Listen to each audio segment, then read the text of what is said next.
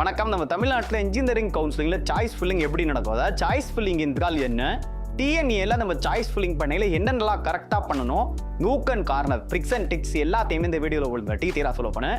ஏன்னா ரொம்ப குறைவான ரொம்ப லோ கட் ஆஃபாக இருந்தாலும் ஒரு சூப்பரான காலேஜில் நீங்கள் போய் சேர்றதுக்கு சாய்ஸ் ஃபில்லிங் ரொம்பவே முக்கியமான ஒரு செக்டார் இந்த TNEA கவுன்சிலிங்கில். ஸோ அதில் இந்த வீடியோவில் எப்படி நீங்கள் சாய்ஸ் ஃபில்லிங்னா பண்ணலான்னு தெளிவாக பார்த்துடலாம். அதாவது சாய்ஸ் ஃபில்லிங் தான் ரொம்ப சிம்பிளாக உங்களுக்கு புரிகிற மாதிரி இந்த வீடியோ தான் உங்களுக்கு நான் சொல்லி கொடுக்குறேன். ஏன்னா சாய்ஸ் ஃபில்லிங் உங்களுக்கு தெரிஞ்சிருச்சுனாவே உங்களுக்கு வேற எதுவுமே தெரிய தேவையில்ல. இந்த சாய்ஸ் ஃபில்லிங்கில் நீங்கள் வந்து கரெக்டான ஆர்டர் கரெக்டான காலேஜஸ் தான் கொடுக்குற மாதிரி இருக்கும். இப்போ சாய்ஸ் ஃபில்லிங் எப்படி நடக்கும்னு நான் உங்களுக்கு சார் தெளிவாக சொல்லிடுறேன். நமக்கு வந்து TNEA ரேங்க் லிஸ்ட்டுங்கிறது ஜூன் 27 வழி ஆகுது. ரேங்க் லிஸ்ட் வர்ற அன்னைக்கே நமக்கு சாய்ஸ் ஃபில்லிங் தேதிகள்லாம் கொடுத்துருவாங்க. இது வரைக்கும் தமிழ்நாட்டில் 1வது ரவுண்டு, 2வது ரவுண்டு, 3வது ரவுண்டு 3 ரவுண்டாக தான் இன்ஜினியரிங் கவுன்சிலிங் நடத்திட்டு இருக்காங்க. 1வது ரவுண்டில் என்னென்னலாம் நடக்குதோ அதே போல தான் 2வது ரவுண்டு, 3வது ரவுண்டில் எல்லாத்துலேயுமே ஒரே மாதிரி தான் நடக்கும். இன்னும் டிஃப்ரெண்ட்லாம் கிடையாது. இந்த வருடம் எத்தனை ரவுண்ட் தான் நடத்த போகிறான்னு எனக்கு தெரியல. ஒரே ரவுண்டாக கூட நடத்தலாம், 2 ரவுண்டாக கூட நடத்தலாம், ஏன் 3 ரவுண்டு இருக்கிறது 4 ரவுண்டாக கூட மாறலாம். அது நமக்கு தெரியாது. அது ஜூன் 27 தான் தெரியும். கவர்மெண்ட் சொல்லும் போதே உங்களுக்கு நான் அப்டேட் பண்றேன். இப்போ என்னன்னா சாய்ஸ்லயும் உங்க கண்ணு முன்னாடியே நான் வந்து வச்சு காமிக்க போறேன் எப்படி நடக்கும்னு. ஆன்லைன்ல நடக்கிறத இப்போ டைரக்டா நீங்க கண்ணு முன்னாடியே பார்க்க போறீங்க. அதாவதுங்க நான் வந்து பாத்தீங்கன்னா ஒட்டு மொத்தமா ஒரு 15 சாய்ஸ் வந்து பாத்தீங்கன்னா உங்களுக்கு கண்ணு முன்னாடி இப்போ நான் வந்து இதுல வச்சு காமிச்சிருக்கேன். இது வந்து ஒரு டெமோ. இதே மாதிரி நீங்க வைக்கணும்லாம் கிடையாது. இதே மாதிரி வைக்கலாம். உங்களுக்கு எந்த கோர்ஸ் வேணாலும் பிடிச்சிட்டு இருக்கும். அதாவது ஒரு காலேஜ், ஒரு சில பேருக்கு கவர்மெண்ட் காலேஜ் பிடிக்கும், ஒரு சில பேருக்கு பிரைவேட் காலேஜ் தான் பிடிக்கும். இந்த மாதிரி அது நிறைய பேருக்கு ஒரு விருப்பம் ஒரு மாதிரி இருக்கும். நான் இப்போ ஒரு 15 சாய்ஸை உங்க கண்ணு முன்னாடி இப்போ நான் இங்கே காமிச்சிட்டு இருக்கேன். இப்போ பார்க்குறீங்கல்ல, இந்த 15 சாய்ஸ், அதாவது இதுல நீங்க வெறும் மெக்கானிக்கல் தான் வேணும்னா மெக்கானிக்கலாக வச்சுக்கலாம், ட்ரிபிள் தான் வேணும்னா ட்ரிபிளையும் வச்சுக்கலாம், சிவில் வேணும்னா சிவில் வச்சுக்கலாம், AADS வேணும்னா AADS வச்சுக்கலாம், CSC வேணும்னா CSCயாக வச்சுக்கலாம், எப்படி வேணா வச்சுக்கலாம். ஆனால் நான் உங்களுக்கு சும்மா சொல்லி காமிக்கிறதுக்காக ஒரு டெமோ உங்கள் கண்ணு முன்னாடி உங்களுக்கு பண்ணி காமிக்கணும்ல, அதுக்காக நான் வந்து பார்த்தீங்கன்னா ஒரு 15 சாய்ஸை கண்ணு முன்னாடி இப்போ காமிச்சிருக்கேன். ஸோ இப்போ வந்து இதில் நான் 15 சாய்ஸ் 15 தான் வைக்கணுமா சார்ன்னு கேட்பீங்க. அப்படிலாம் கிடையாது. ஒரே ஒரு விஷயத்தை தெரிஞ்சுக்கினேன். இந்த இன்ஜினியரிங் கவுன்சிலிங்கில் இப்போ நான் வச்சு காமிச்ச மாட்டீங்க அந்த 15 சாய்ஸு, இதே மாதிரி நீங்கள் 500 சாய்ஸ் கூட வச்சுக்கலாம். 500 சாய்ஸ் வச்சுக்கலாம், 1000 சாய்ஸ் வச்சுக்கலாம். அதுக்கு ₹1 உங்கள்கிட்ட பணம் கேட்கவே மாட்டாங்க TNEA கவுன்சிலிங்கில். நீங்கள் எவ்வளோ வேணால் சாய்ஸ் வச்சுக்கலாம். அதனால பணம் கட்டி தான் நம்ம சாய்ஸ் ஃபில்லிங் பண்ணணும்லாம் கிடையாது. இதெல்லாம் எப்படி சார் இந்த சாய்ஸ் எல்லாம் வைக்கிறேன்னு கேட்டீங்கன்னா, ஆன்லைனில் TNEA கவுன்சிலிங்கில் ஆன்லைனில் உங்களுக்கு வந்து உங்களுடைய வெப்சைட்டில் உங்களுக்கு வந்து உங்களுடைய ஐடி பாஸ்வேர்டு உங்களுக்கு இருக்கும். அந்த ஐடி பாஸ்வேர்டை போட்டு உள்ளே போய் உங்களுக்கு சாய்ஸ் ஃபில்லிங் தேதி வந்தோன்னா அதே டேட்டில் நீங்கள் உள்ளே போனீங்கன்னா உங்களுக்கு சாய்ஸ் ஃபில்லிங் ஆப்ஷன்லாம் வரும். அப்போ நான் உங்களுக்கு எப்படி பண்ணணும்னே லைவாக உங்களுக்கு வீடியோ போடுறேன். இப்போ வந்து இது ஒரு டெமோ. இப்போ நம்ம இந்த டெமோவில் இப்போ இந்த 15 சாய்ஸ் நான் வச்சுட்டு ஃபர்ஸ்ட் சாய்ஸ் எனக்கு கிடைக்கணுங்கிற ஒரு ஆசையோடு தான் நான் ஃபர்ஸ்ட்டு 1, 2, 3, 4, 5, 6ன்னு வச்சிருக்கேன். 15 சாய்ஸ். இது மாதிரி நான் 50 வச்சுக்கலாம், 100 கூட வச்சுக்கலாம். நான் உங்களுக்கு எக்ஸாம்பிளாக இந்த 15ல் இப்போ எனக்கு ஏதாவது ஒரு சாய்ஸ் கிடைக்குதுன்னு வச்சுக்கோங்க.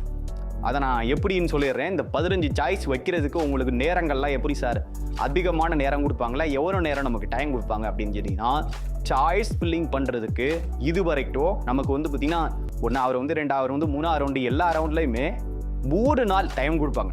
இந்த 3 நாள் சாய்ஸ் ஃபில்லிங்கில் 3 நாள்னா அதாவது வந்து பார்த்தீங்கன்னா 55 மணி நேரம்.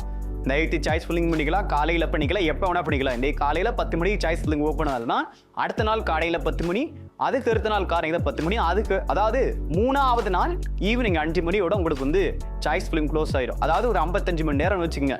நைட்டு வச்சுக்கலாம், காலையில் வச்சுக்கலாம், எப்போ வேணாலும் நீங்கள் இந்த மாதிரி சாய்ஸஸை 100 சாய்ஸ் வைக்கலாம், 150 சாய்ஸ் வைக்கலாம், 7.5 ரிசர்வேஷன்லாம் எக்கச்சக்கமான சாய்ஸ், ஒரு 300 சாய்ஸ் கூட வச்சுக்கலாம்.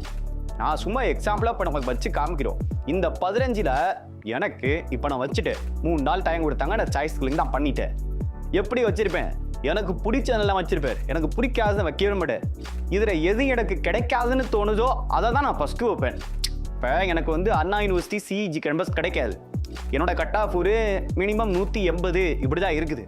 இருந்தாலும் என்னுடைய ஆசை விட்டு போட எப்படியாவது அங்கே கிடைச்சிட வாய்ப்பு இருக்கா அப்படின்ட்டு எல்லாரும் வைப்பாங்க. அதே போட இந்த மாதிரி ஆர்டரை நான் வச்சு முடிச்சுட்டேன். இப்போ எனக்கு வந்து ஒரு காலேஜில் ஒரு சீட் அலாக் ஆகும். அதுதான் வந்து பார்த்தீங்கன்னா என்ன சொல்லுவாங்கன்னா 1030 அலாக்மெண்ட்னு சொல்லுவாங்க.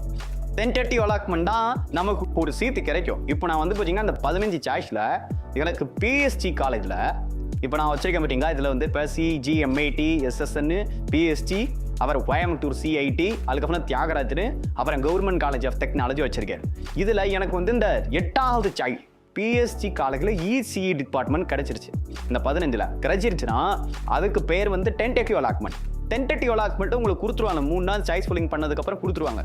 கொடுத்ததுக்கப்புறம் அதை நீங்கள் கன்ஃபார்ம் பண்ணணும். இதை நிறைய பேர் பண்ணாமல் போயிடுவாங்க. சீட்டு உங்களுக்கு கிடைச்சாலும் கூட நீங்கள் கன்ஃபார்ம் பண்ணணும். அதுக்கு தான் நான் உங்களுக்கு இப்போ புரிகிற மாதிரி சொல்கிறேன். இப்போ எனக்கு கிடைச்சிருச்சு இந்த பிஎஸ்டி. இதுக்கப்புறம் உங்களுக்கு வந்து ஒரு 6 ஆப்ஷன் காமிக்கும். 6 ஆப்ஷனை பார்த்து நீங்கள் யாரும் குழம்ப தேவையில்லை. ஒன்று வந்து accept and join, accept and upward, decline and upward, decline and move to next round, decline and quit, ஏன்னா upward or move to next round. இவ்வளோ ஆப்ஷனை போட்டு நீங்கள் குழப்பிக்கிட்டு இருக்க வேண்டியதில்லை. இவ்வளவு நமக்கு தேவையே இல்லை. நமக்கு தேவை என்ன? Accept and join, accept and upward. Accept and ஜாயினையும் அக்செப்ட் அண்ட் அப்வோர்டை மட்டும் நம்ம ஞாபகம் வச்சுக்கிட்டா போதும். மற்ற இதுவும் நமக்கு தேவையில்லை. சரி, இப்போ வந்து எனக்கு என்ன வச்சிருந்தேன்? 15 சாய்ஸ் வச்சிருந்தேன். எனக்கு 8வது சாய்ஸ் பிஎஸ்சி காலேஜில் இசி கிடைச்சிருச்சு. இப்போ நான் என்ன பண்ணலாம்? நான் வந்து ஃபர்ஸ்ட் சாய்ஸ் எனக்கு கிடைக்கும் தானே ஆர்டராக வச்சேன். ஆனால் எனக்கு என்ன கிடைச்சிச்சு? எனக்கு 8வது கிடைச்சிச்சு. நான் தயவு செய்து இதில் படிச்சுக்க விரும்புகிறேன். அப்படின்னா அக்செப்ட் அண்ட் ஜாயின்ங்கிற ஆப்ஷனை இந்த இதை கன்ஃபார்ம் பண்ணுறது, டென்டேட்டிவ் அலாட்மெண்ட்டை கன்ஃபார்ம் பண்ணுறதுக்கு உங்களுக்கு 2 நாள் டைம் கொடுப்பாங்க. அதாவது 2 நாள்னா ஒரு 31 மணி நேரம். 31 மணி நேரம் நீங்கள் எப்போ வேணாலும் கன்ஃபார்ம் பண்ணிக்கலாம். இந்த accept and join, accept and upward, இந்த மாதிரி ஆப்ஷனில் கொடுத்துக்கலாம். அதில் நம்ம 2 ஆப்ஷனை தான் கவனமாக புரிஞ்சுக்கணும்.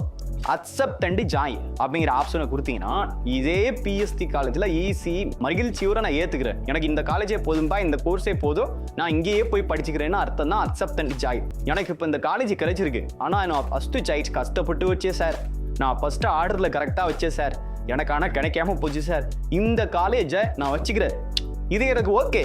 ஆனால் இதுக்கு மேலே உள்ள 1, 2, 3, 4, 5, 6, 7 சிஜி, எம்ஐடி, எஸ்எஸ்என்ல கிடைச்சா கூட கொஞ்சம் பார்த்து கொடுங்களே சார்.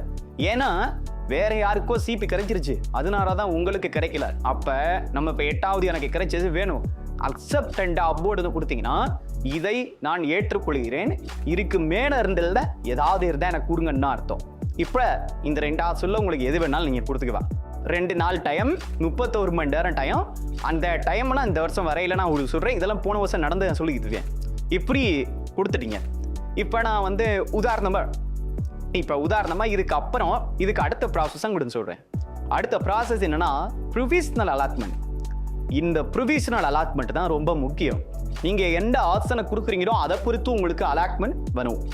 இப்போ ஒருத்தவங்க வந்து ப்ரொவிஷனல் அலாட்மெண்ட், அதாவது யாருக்கெல்லாம் ப்ரொவிஷனல் அலாட்மெண்ட் வரும்னா அக்செப்ட் அண்ட் ஜாயின் கொடுத்தவங்களுக்கு ப்ரொவிஷனல் அலாட்மெண்ட் வந்துடும். ஏன்னா அவங்க இந்த காலேஜில் போய் சேர்ந்துட்டேன்னு சொல்லிட்டாங்களே, அவங்களுக்கு ப்ரொவிஷனல் அலாட்மெண்ட் வந்துடும். சில பேர் சார் எனக்கு இந்த காலேஜ் வேணும், இந்த 8வது கிடைச்சதே எனக்கு ஓகே, இருந்தாலும் வேற உள்ள 7 வேணும்னு கேட்டுப்பாங்கல்ல, அவங்களுக்கு வெறும் டென்டேட்டிவ் அலாட்மெண்ட்னு ஒன்று வரும். அது வந்து பார்த்தீங்கன்னா அந்த டென்டேட்டிவ் அலாட்மெண்ட்டாக ஒன்று கொடுப்பாங்க. அந்த அலாட்மெண்ட் ஆர்டரை எடுத்துக்கிட்டு எங்கெங்கே யார் யார் அக்செப்ட் அண்ட் ஜாயின் கொடுத்தவங்க எங்கே போகணும், அக்செப்ட் அண்ட் அப்வோர்டு கொடுத்தவங்க எங்கே போகணும்னு நான் சொல்கிறேன். இதுதான் முக்கியமான பார்ட். இந்த சாய்ஸ் ஃபில்லிங்லேயே கவனிக்க வேண்டிய விஷயங்க. சீட்டெல்லாம் கிடைச்சிருச்சு, 8வது கிடைச்சிருச்சு, அக்செப்ட் அண்ட் ஜாயின் கொடுத்தவங்க சில பேர், அக்செப்ட் அண்ட் அப்வோர்டு கொடுத்தவங்க சில பேர். இப்போ 5 நாள் அதாவது ரிப்போர்ட் பண்ண சொல்லுவாங்க. காலேஜில் போய் நீங்கள் go to college, go to டிஎஸ்சின்னு சொல்லி 5 நாளில் நீங்கள் போய் காலேஜில் போய் ரிப்போர்ட் பண்ணணும்.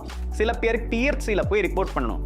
யார் சார் காலேஜுக்கு போகணும், யார் சார் டிஎஸ்சிக்கு போகணும்னு நீங்கள் கேட்டிங்கன்னா அக்செப்ட் அண்ட் ஜாயின் கொடுத்தவங்க காலேஜுக்கு போகணும், அக்செப்ட் அண்ட் அப்வோர்டு கொடுத்தவங்க டிஎஸ்சி சேர்ந்துட்டு போகணும். சரி, ஓகே, நீங்கள் சொல்லிட்டீங்க. இப்போ இதில் நம்ம புரிஞ்சுக்க வேண்டியது என்னன்னா அந்த 5 நாள் டைமுங்க. 5 நாளில் எந்த நாள் வேணாலும் இருக்கலாம். திங்கக்கிழமையாக இருக்கலாம், செவ்வாய்க்கிழமையாக இருக்கலாம், புதன்கிழமையாக இருக்கலாம், வியாழக்கிழமையாக இருக்கலாம், வெள்ளிக்கிழமையாக இருக்கலாம், சனிக்கிழமையாக இருக்கலாம், ஞாயிற்றுக்கிழமையாக இருக்கலாம். அது எந்த நாளில் வர போதுங்களே இந்த வருஷம் தேதி கொடுக்கும் போது தான் நமக்கு தெரியும். இந்த 5 நாளுக்குள்ள அக்செப்ட் அண்ட் ஜாயின் கொடுத்தவன் காலேஜுக்கு போய் அக்செப்ட் அண்ட் அப்வோர்டு கொடுத்தவங்க டிஎஃப்சி சென்டருக்கு போகாமல் போனீங்க இருந்துச்சுங்க, உங்கள் சீட்டு அடுத்த ரவுண்டுக்கு போயிதோ, சீட்டை வாங்கினா அலாட்மெண்ட் எடுத்துக்கிட்டு போகணும். அந்த அலாட்மெண்ட் வருது பார்த்தீங்களா, provisional allotment. Accept and join கொடுத்தவங்களுக்கு ப்ரொவிஷனல் அலாட்மெண்ட் வந்துடும். அந்த அலாட்மெண்ட்லேயே நீங்கள் காலேஜுக்கு என்னென்னலாம் எடுத்துகிட்டு போடும், எவ்வளோ பணம் கொண்டு போகணும் எல்லாத்தையுமே சொல்லிடுவாங்க. எல்லா அஃபோர்டமும் கிடையாது. அவங்க ஒரு பணம் போட்டிருப்பாங்க, ஆனால் காலேஜுக்கு போனால் ப்ரைவேட் காலேஜ்னா வேறு மாதிரி பணம் உங்களுக்கு சொல்லுவாங்க. இது அக்செப்ட் அண்ட் ஜாயின். அதே கூட அக்செப்ட் அண்ட் அப்போர் கொடுத்தவங்க என்ன பண்ணணும், இப்போ தான் அக்செப்ட் அண்ட் ஜாயின் கொடுத்தவங்களுக்கு நான் சொல்லிட்டேன், நேராக காலேஜுக்கு போயிடலாம். ப்ரொவிஷனல் அலாட்மெண்ட்டை வாங்கலாம், அதில் என்னென்னலாம் போட்டிருக்காங்களோ அதில் எடுத்துகிட்டு போயிட்டே இருக்கலாம் காலேஜுக்கு. எனக்கு பிஎஸ்சி காலேஜ் கிடச்சிச்சிப்பா. ஆனால் அக்செப்ட் அண்ட் அப்போர் கொடுத்தவங்களுக்கு வேறு மாதிரி ஒரு தந்திரமான விஷயம் இருக்குன்னு சொன்னல. அது என்னன்னா, இப்போ அந்த மாணவர்களுக்கு என்ன வந்திருக்கோம், டென்டேட்டிவ் அலாட்மெண்ட்லாம் வந்திருக்கும். அவங்க அந்த ஆர்டரை எடுத்து வச்சுக்கிட்டு, டென்டேட்டிவ் அலாட்மெண்ட் ஆர்டரை எடுத்து வச்சுட்டு அவங்க என்ன பண்ணுவாங்க, டிஆர்சி சென்டர் போகணும். 5 நாளுக்குள்ள டிஆர்சி சென்டரில் போயிட்டு, சார் எனக்கு பிஎஸ்சியில் கிடைச்சிருச்சு சார், எனக்கு பிஎஸ்சி கிடைச்சிருச்சு. அது என்ன சார் டிஆர்சின்னு சொல்கிறீங்கன்னு பார்ப்போம். இல்லை, உங்கள் ஊருக்கு பக்கத்துலேயே மாவட்டத்துக்கோ ஒரு டிஆர்சி சென்டர் போட்டுட்டாங்க. அந்த டிஆர்சி சென்டரில் நீங்கள் போய் ரிப்போர்ட் பண்ணணும். என்ன ரிப்போர்ட் பண்ண போறீங்க, சார் எனக்கு பிஎஸ்சியில் ஈசி கிடைச்சிருச்சு, நான் இதை ஏற்றுக்கிறேன்.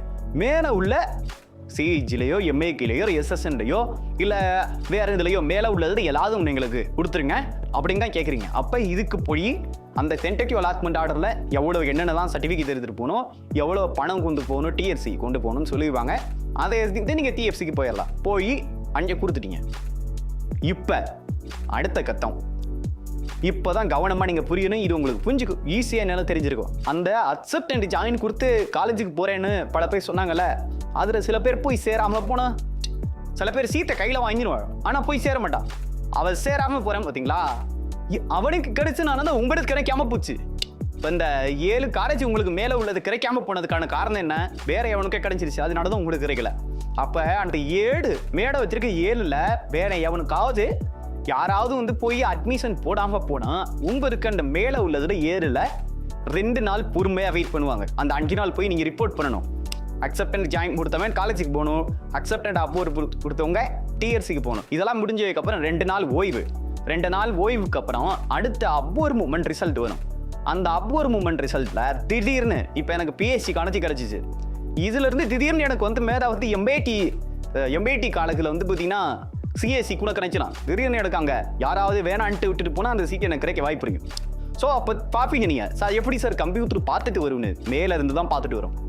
1வது இவனுக்கு வாய்ப்பு இருக்கா, அங்கே எவனாவது 1வது பார்த்துப்பேன், யாராவது போய் சேராமல் போகிறானா, 2வது எவனை சேராமல் போகிறானா, 3வது எவனை சேராமல் போகிறானா, இந்த மாதிரி யாரெல்லாம் அவனுக்கு கிடைச்ச காலேஜை போய் சேராமல் போகிறாங்களோ அந்த இடங்கள் மீண்டும் அப்போர்டு மூமெண்ட்டில் உங்களுக்கு கிடைப்பதற்கான வாய்ப்பு இருக்கு. இதுதான் புத்திசாலித்தனம். வருஷம் அக்செப்ட் அண்ட் அப்போர்டு மூமெண்ட் கொடுத்து புத்திசாலித்தனமாக யோசிக்கிறவங்க உறவில் நான் உருவாக்கிட்டு இருக்கேன். நீங்கள் அக்செப்ட் அண்ட் அப்போர் கொடுங்க, கண்டிப்பாக கிடைக்கும். ஏன்னா அவனை சீட்டை எடுத்துகிட்டு போய் சேர மாட்டான். அக்செப்ட் அண்ட் அப்போர் கொடுக்க போகிறவங்க ஒரு விஷயத்தை நல்லா தெரிஞ்சுக்கணும். எனக்கு பிஎஸ்சியில் இப்போ ஈசி பார்த்தீங்கன்னா 8வது சாய்ஸ் கிடைச்சிருக்கு. எனக்கு மேலே திடீர்னு எம்ஐடியில் சிஎஸ்சி, அதாவது 3வது சாய்ஸு அப்போர் மூமெண்ட்டில் கிடைச்சிருச்சுன்னா அதை தான் நீங்கள் ஏற்றுக்கணும். மறுபடியும் நீங்கள் கீழே வர முடியாது. ஏற்கனவே கிடைச்ச சாய்ஸுக்கு நீங்கள் வர முடியாது. அதை நல்லா புரிஞ்சுக்கணும்ப்பா. அதனால் எது உங்களுக்கு கிடைக்குதோ அதுதான் நிரந்தரமானது. அதிலிருந்து கீழே போகவே முடியாது. அதனால் அக்செப்ட் அண்ட் அப்போர்டா என்ன, எனக்கு கொடுத்தது எனக்கு வேணும், அதுக்கு மேலே எது கிடைச்சாலும் அதையும் நான் ஏற்றுக்கிறேன் அப்படிங்கிறதுக்கு பேர் தான் அக்செப்ட் அண்ட் அப்போர்ட். இதுலங்க ஒரு குழப்பம் உங்களுக்கு இருக்கும். சார் இப்போ இந்த மாதிரி நம்ம ஆர்டர் வைக்கிறோம்ல சார், நம்ம எந்த கோர்ஸ் வேணாலும் எவ்வளவுனா வச்சுக்கலாங்க, அது ஒன்றும் பிரச்சனையே இல்லை. ஆனால் இது வரைக்கும் 1வது 2வது ரவுண்டு 3வது ரவுண்டா நடத்திட்டு இருந்தாங்கல்ல, அதில் 1வது எப்படி வேணா சாய்ஸ் வச்சுக்கலாம். ஏன்னா அவனுக்கு எல்லா காலேஜுமே அவனுடைய காலேஜ்.